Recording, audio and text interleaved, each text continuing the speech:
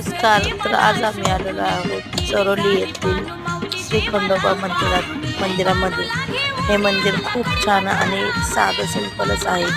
खूप दिवसापासूनची इच्छा होती. आज चंपाषष्ठीच्या निमित्ताने खंडोबाचं दर्शन घेण्यासाठी आलो आहोत. छोटंसंच आहे, आतील गाभारा आपण बघू शकता. खूप छान मंदिर, गाभाऱ्यामध्ये दर्शन घेतो.